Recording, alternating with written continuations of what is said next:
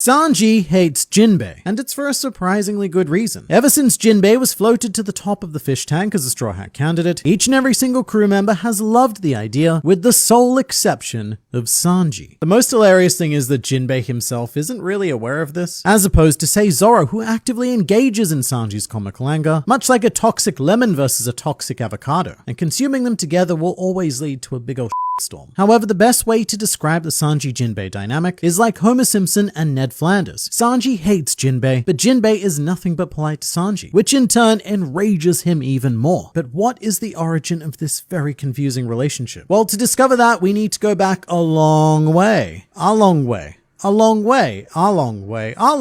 park. That's where we're going. Because this relationship starts, as many do, with a friendly 69. A chapter 69 to be precise, which features Sanji, Luffy, and Yusaku on their way to Along Park after having just beaten the now almost certainly deceased Don Krieg. For the first, and I think only time in the series, Yusaku says something important. He introduces us to the concept of the 7 warlords of the sea, going on to name drop Jinbei and state that Arlong was once his equal. And fun fact, this is the scene that leads to the common misconception that Arlong was once a warlord, which is a very strange Mandela effect within the fanbase, where every now and then someone comes along and goes, wait, I thought Arlong was a warlord. And I think it's because Yusaku using the word equal may imply to some that Arlong used to be a warlord and therefore an equal to Jinbei. But I digress, because this is the seed of the Sanji-Jinbei dynamic. The logic here is that Jinbei released Arlong. Arlong then did the opposite of release by mentally and sometimes physically imprisoning Nami, thus leading to a very tragic and torturous childhood, the root cause of which being Jinbei's decision to release Arlong. So in Sanji's mind, Jinbei is directly responsible for Nami's suffering, which is then compounded by the fact that Nami is a woman because of Sanji's existing complex. I mean, that's not why Nami is a woman, but the fact that she is an extra thing for Sanji. When he was but a small Sanjling, the only kindness he received was from women, his mother Sora and his sister Reiju. It took meeting Zeph for Sanji to finally have a positive male influence in his life. So just like Fishman Island itself, this is surprisingly deep, because hurting a woman is the absolute worst thing you can do on the Sanji scale of morality. However, I'd also be lying if I said that breasts weren't part of this equation, because most of Sanji's more, how shall we say, aggressive dynamics tend to spawn directly from Nami. In fact, the very first time he almost got into a fight with Zoro also took place during Arlong Park, and this was because Zoro called Nami a, quote, small fry, and Sanji, in his Sanji way, misinterpreted this as Zoro calling Nami's breasts small. And so a fight almost began, which was stopped by the face of Usopp. However, this is what began the Zoro-Sanji dynamic that we have today. And funnily enough, you won't see this in the Viz translation. They changed it because I think they were trying to stay away from too much titty talk, but you can still see the original scene play out in the subbed anime. With that said, this Jinbei situation is a lot more serious than the argument over chest sacks, and this is where things get a lot more complicated. It's hard to accurately convey this, but before Jinbei's introduction, the fanbase expected him to be a big, scary antagonist guy, because that is how Yusaku portrayed him, this absurdly powerful and ruthless warlord. And to be fair to Yusaku, there is good reason for that, because Jinbei was originally supposed to be an antagonist. In his Vivia Card Databook entry, it stated that Oda's idea for Jinbei was to have him be a mafia-like underworld boss, controlling Arlong from the shadows, a role which would ultimately be more incorporated into the Doflamingo character. But Oda did not know that at the time. So everything said during Arlong Park was done with the intention of setting Jinbei up as a villain. And with that in mind, of course Sanji hates him, because that's exactly what was meant to happen. Now, the reason why this gets confusing is because a sketch does exist from One Piece Green Secret Pieces showing Oda's original designs for the Straw Hat crew, which includes a fishman who would become Jinbei. However, this character's name is Saigo, and all we really know about him is that Saigo is meant to be good friends with Zoro. But the Fishman Mafia boss and the Fishman Straw Hat crew member were supposed to be separate entities. However, as time went on, Oda fused them into the lovable whale shark who we now call Nakama. However, this creates a huge problem, because now Oda has to explain why his villain that he set up to be villainous and do bad things, Oda has to explain why he's not actually a villain and never did any bad things. Explaining how the Jinbei set up to be even worse than Arlong transformed into an honorable figure who forged a bond with Luffy during the Paramount War saga. And very importantly, Sanji was not there when this bond formed, so he's still operating on his initial impression from Arlong Park. And we would need to address this very immediately post-time skip, which is why our first meeting with Jinbei happens in a group including Luffy, Sanji, and Nami, because we need to solve this Arlong problem that we've created. And what we get here are two very powerful panels of Sanji stating, Jinbei, if you want to give us your explanation, we'll listen. But be warned, the home of our beautiful navigator Nami was destroyed by Arlong. She suffered terribly because of him. Based on what you say, I may never forgive you. Showing us that yes, in terms of physical cutting, Zoro is indeed superior, but Sanji is ruthless when it comes to cutting with words. So Jinbei then launches into the story of Fisher Tiger and Queen Otohime featuring Arlong, and as it turns out, Jinbei freed him because he wanted to stop the cycle of hatred and revenge as per Fisher Tiger's wishes. Was this a good move?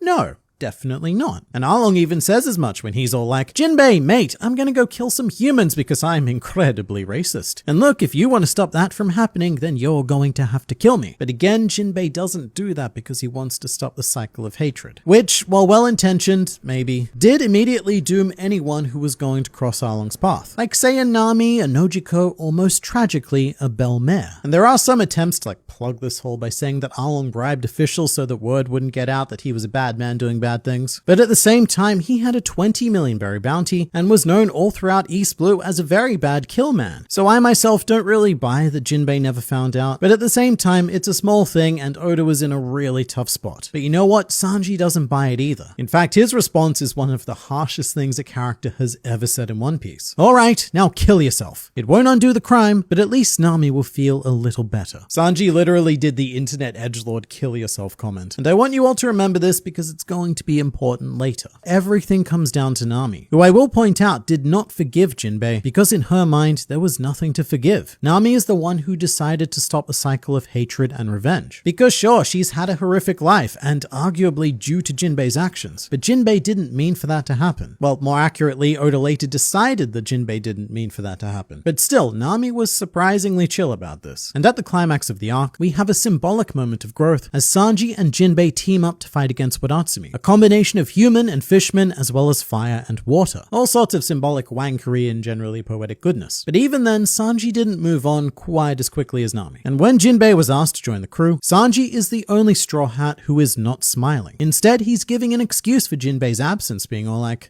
guys, wait a second. Look, Jinbei's an important man with important Jinbei things to do. He surely doesn't have the time to join us ever. So it's a complicated dynamic. Sanji sort of begrudgingly accepts Jinbei, but only because Luffy and Nami do. So as a result, there's still that nagging hint of resentment. And you'd think that this might be explored a bit further in Whole Cake Island, but absolutely nothing of note for the relationship happens here. Sanji and Jinbei, for the most part, are physically separated for the vast majority of the arc. Also, to be fair, Sanji has much more important things to be thinking about at the time. The whole crisis of family, the crisis of self, the crisis of Chef with the wedding cake. So in this deep dark moment, even the presence of Jinbei is a positive. But the uncomfortable dynamic would resume during Wano. When Jinbei returns completely out of nowhere, with no explanation for exactly how he knew when and where the raid would commence, again Sanji shows a less than impressed reaction, being more shocked by the appearance of Jinbei than anything else. However, I think that part of this shock can be attributed by all of the female attention that Jinbei is receiving. You know, he's getting a hug from Nami on one side, Carrot on the other. So I do think that's triggered some Sanji jealousy. Jinbei also goes on to form a fun parental duo with Robin, and the two of them get along quite well, which starts a trend of Jinbei having healthy and fun relationships with every woman that Sanji seems to be interested in. And we get a fun hint of Sanji's animosity when they're both helping Luffy get up to the roof. Jinbei appears heroically and Sanji's furious and he just states, "Who put you in charge? I'm the one dragging Luffy along." And if this was Zoro, he would argue back. He'd say something like, "No, shitty cook, it is I, Sword Man, who will help Luffy." But because it's sweet Jinbei, he just politely apologizes, having no real concept of why Sanji is so angry and just trying to diffuse the situation like the accomplished diplomat he is. Although Wano also introduces another problem, which is that Jinbei threatens Sanji's position within the crew. After the raid, Jinbei officially becomes the third most valuable in the crew according to bounties, thus knocking Sanji out of the monster trio and into fourth place, something he is painfully aware of as he despairs on the floor. However, I will say that at no point in the series has Sanji ever had a higher bounty than Jinbei. Even previously, when Sanji was above Zoro at 330 million berries, Jinbei was still an order of magnitude more with 438 million berries. And I suppose if you want to consider it like this, Jinbei was at one point the second most valuable Straw Hat. And I guess there was also a time when Zoro was in fourth place. But here's the thing. Everything about Jinbei seems almost intentionally designed to cause conflict with Sanji. And you can see everything playing out right now on Egghead Island. Sanji and Jinbei are the only two crew members who got Hawaiian shirt outfits, so Jinbei is again encroaching on Sanji's territory. Oh, and also let me know in the comments who wore it better, Sanji or Jinbei, because I honestly think it's Jinbei. Hawaiian shirts are just more flattering for the more rotund of society. But we also have some awkwardness when Sanji volunteers to join Stussy and Jinbei tags along. Sanji wanted to go with Stussy alone, and then Jinbei's he's just there all of a sudden. In Sanji's mind, Jinbei is being a very, very annoying third wheel. And again, Jinbei hilariously has no concept of this. And now that Sanji has left them alone, I would expect him to eventually become jealous of the inevitably positive relationship that forms between Jinbei and Stussy, because Jinbei is just a generally likable guy, and as previously stated, easily forms very positive dynamics with every woman that Sanji covets. But the big thing here is the fight against S-Shark. I think a lot of people were very surprised at just how ready and willing Sanji was to kick the crap out of child Jinbei, but it all makes sense. Sanji's distaste towards Jinbei comes from the impression that Jinbei's actions hurt Nami, and now Jinbei's clone is physically threatening to hurt Nami. So this is the opportunity that Sanji has been waiting for, the chance to take out all of that pent-up aggression towards Jinbei with the very telling line of, "I don't care if you're a kid or Jinbei. You get the death penalty, Jinbei Jr.," which is a callback to Fishman Island when Sanji told Jinbei to kill himself for the crime of hurting Nami. So it all comes together. Particularly with Sanji labeling S-Shark as Jinbei Jr. He doesn't see S-Shark as its own entity. In fact, he's using S-Shark as a substitute for Jinbei and all of the issues that we've been laying down since the days of Arlong Park. It is a stupidly well-crafted relationship, one that is very missable because it gets built up so sparingly and over such a long time that it's easy to forget the few interactions they've had, and even easier to forget Sanji's first exposure to the very concept of Jinbei during Arlong Park. And all I can really say is poor Jinbei. He is an unwilling and unknowing participant in Sanji's increasingly tangled delusions, which is just one of the many amazing subtle crew dynamics meticulously implemented by Eiichiro Oda.